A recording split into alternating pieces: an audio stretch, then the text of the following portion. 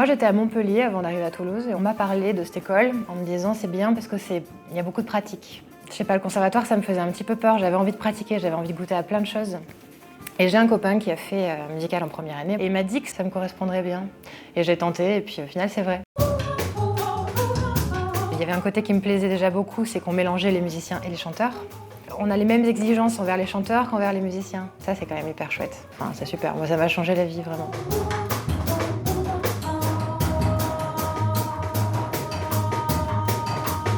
Ok, on recommence. Sol majeur. 2, 3, 4. Et 2,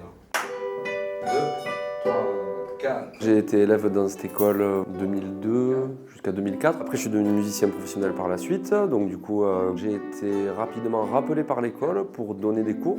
Depuis, j'ai pas lâché l'affaire. Je suis resté ici. Donc, je donne des cours de guitare, d'harmonie, je fais des ateliers. Je m'occupe des cycles longs, de formation professionnelle de première année. L'idée de l'enseignement musical, c'est de privilégier l'artiste enseignant. C'est aussi ce que viennent un peu chercher les élèves ici, c'est avoir affaire à des artistes qui aiment transmettre leur savoir.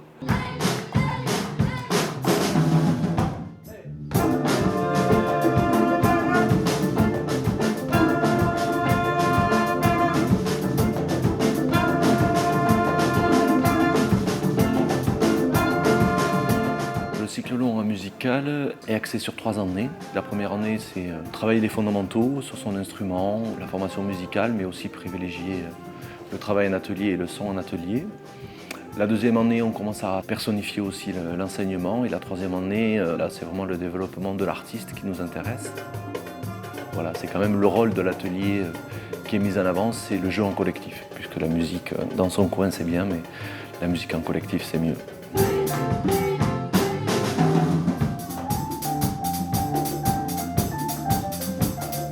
À la fin de la troisième année, les stagiaires de musical passent le diplôme MIMA, qui est un diplôme national. Donc ça, c'est déjà une première carte pour rentrer, en tout cas un diplôme, pour entrer dans la vie active. Et ensuite, la plupart de nos élèves sont des gens qu'on recroise, qu'on va jouer à droite à gauche, dans des petits groupes, dans des plus gros groupes, enfin voilà. On est 4 jeunes musiciens, on s'est rencontrés à l'école, donc on a fini l'année dernière, donc on est sortis du cycle long. Une chose importante, on a un peu tous en commun, enfin on a ressenti à la sortie du musical, c'est vraiment le réseau de musiciens qu'on a pu se faire. Enfin, moi perso, presque tous les projets que j'ai maintenant, c'est grâce aux personnes que j'ai rencontrées ici.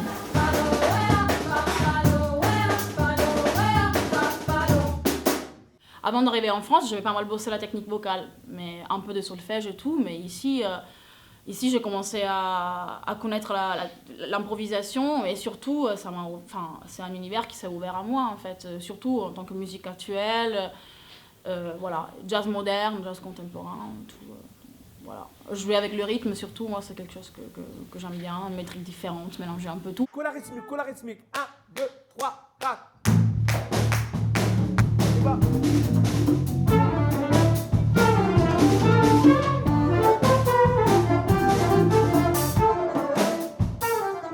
4 fois c'est trop long que 2 fois.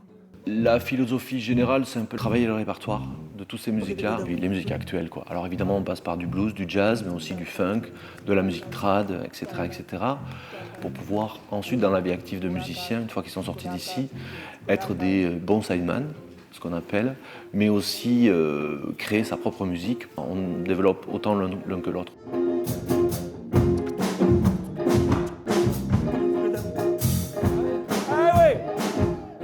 Les aider aussi à trouver la musique qui leur va le mieux, les aider aussi à trouver ce en quoi ils vont creuser leur sillon.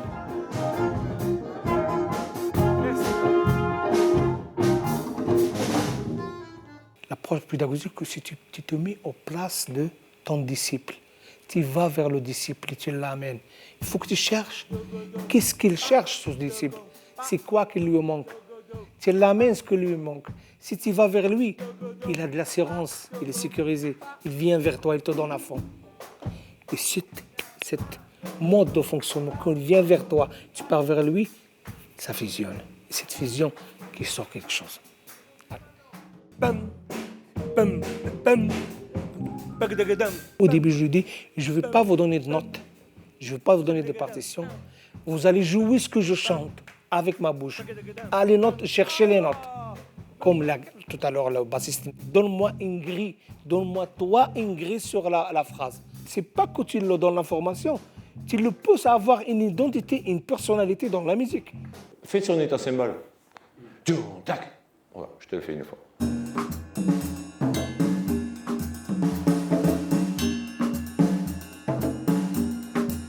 Ce qui a fait que moi, je me suis dit je vais faire cette formation, c'était vraiment tout d'abord avant de connaître les professeurs et tout, c'était vraiment l'ambiance, le respect, l'ambiance familiale qu'on respire. Tu vois, amuse-toi avec toi. J'entends encore un peu. J'entends trop ça. Je sens qu'entre prof et élève, il n'y a vraiment pas une différence, il n'y a pas de distance en fait. C'est ça qui m'a plu aussi de cette école. Tu vois, je sais pas, tu t'amuses, c'est pas si formel que ça, quoi. Bon, c'est un cours que j'adapte à tous les niveaux. J'appelle ça atelier multistyle parce que ce qui nous importe, c'est de prendre de la matière musicale, mais quelle qu'elle soit, diverse, quoi. De la matière, bon, ça peut être du jazz, mais ça peut être aussi de la chanson française, ça peut être... Je fais pas mal de morceaux grecs ou des morceaux des Balkans, avec des mesures à 5 temps, à 7, à 11. Moi, ce qui m'intéresse là-dedans, c'est d'apprendre à déchiffrer et à lire la musique. C'est quand même génial de pouvoir prendre une partition, quelle qu'elle soit, et de regarder, de dire, tiens, voilà, je fais quelque chose avec ça. Voilà, ça c'est bien comme ça. Roum. Là, ça tourne bien, là. On peut danser, quoi.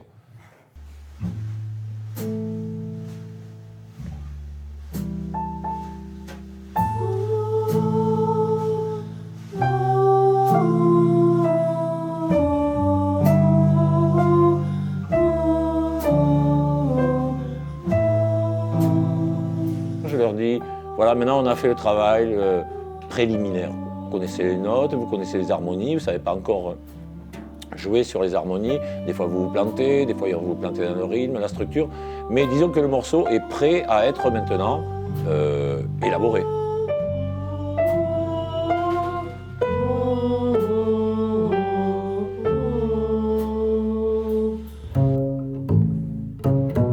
Ce qui m'a attiré et pourquoi je suis venu ici, c'est que c'était beaucoup axé sur le jeu. Ça fait beaucoup jouer en fait avec d'autres gens. C'était ça l'attrait. C'est une école de musique vivante, vivace, actuelle, qui englobe tout. Il n'y a pas de hiérarchie. Donc ceux qui veulent faire du jazz, bienvenue. Ceux qui veulent faire de l'électro-dub, bienvenue.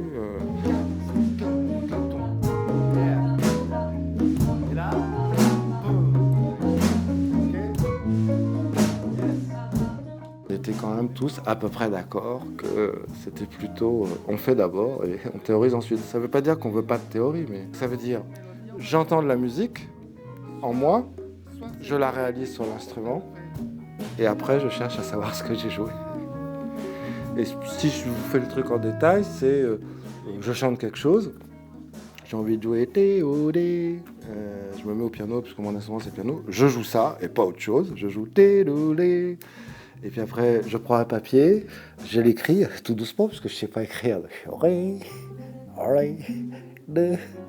après, je mets la partition sur le piano et je déchiffre. Alors, je sais ce que j'ai à déchiffrer, je viens de le chanter et de le jouer. Et là, hop, la boucle est bouclée.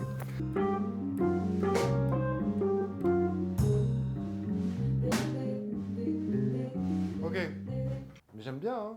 Et on a appris à lire et écrire avant de parler. Eh bien non. On a pratiqué la parole pendant 6 ou 7 ans, ce qui fait qu'au bout de 7 ans, quand on commence à apprendre le code, on a déjà le son et le sens. C'est cool. Et s'il n'y a pas de dysfonctionnement, en gros, en 2 ans, on apprend à lire et écrire, quoi. En musique, va savoir pourquoi, on nous fait faire l'inverse, ce qui est un non-sens total.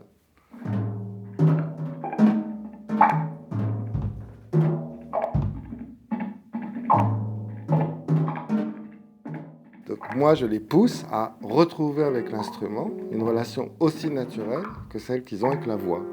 Et c'est pas plus compliqué que ça.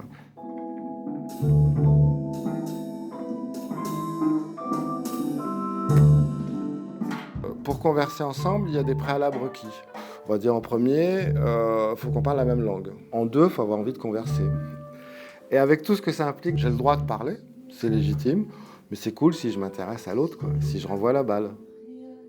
Et puis la troisième chose, il faut avoir envie de parler des mêmes choses. Et si ça c'est ok, après c'est comme l'art de la conversation.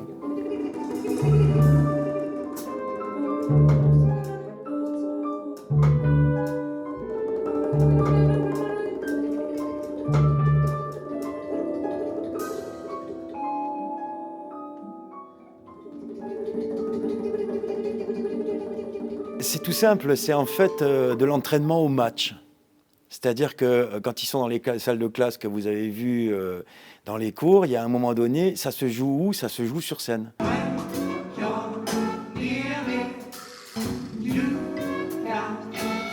Notre plaisir, c'est ça, c'est d'arriver à trouver des endroits, des concerts où ils peuvent avoir une place, une belle place, en vraie situation de spectacle. Mais c'est aussi de créer, de nouer ces liens avec d'autres disciplines artistiques, là, comme le cirque. Des étudiants qui sont au Lido en train d'apprendre leur spécialité autour du cirque, des étudiants qui sont dans la musique, de faire se joindre tout ça, c'est formidable quand c'est possible. Un musicien aujourd'hui, c'est la polyvalence, c'est effectivement être capable de réagir, d'être en réactivité. Donc toute cette pluralité de choses possibles, si on arrive à la transmettre, si on arrive à leur donner des ouvertures sur ces différentes techniques, c'est formidable.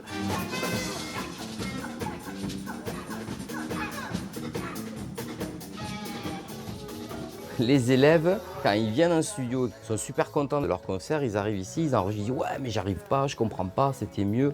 Parce que des fois on a une sensation d'avoir fait un super concert, mais si on l'avait enregistré, on se sera rendu compte qu'il y avait des petites choses qui ne fonctionnaient pas ou peu. Et l'avantage du studio, c'est que ça met la loupe, ça fait vraiment une loupe sur tous ces détails, toutes ces choses qui ensuite, eux, perfectionnent avec les profs. Je pense que ça leur apporte réellement un gros plus, quoi.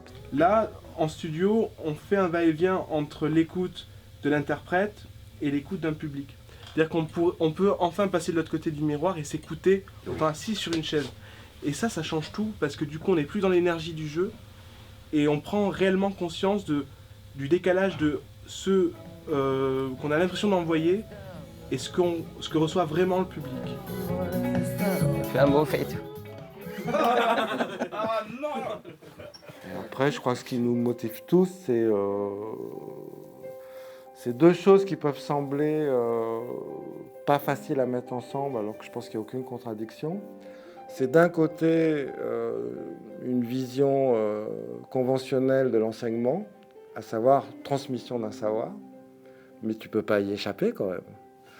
Et de l'autre, la valorisation de l'individu qui est en face pour l'expression d'une singularité, parce que c'est ça qui nous motive tous.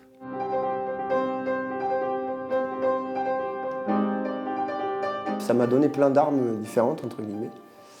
Et au sein de tout ça, moi, j'ai fait mon petit panier de musiciens et de choses qui m'intéressaient à travers tout ça. Je sais que je suis sorti de là, du coup, avec plein de cordes à mon arc, et qu'ensuite la vie a fait que je suis allé vers mes préférences et vers les... Tout ça, maintenant, ça fait partie de moi. Après, au gré des contextes et des situations musicales, j'adapte avec des choses qui font partie de moi.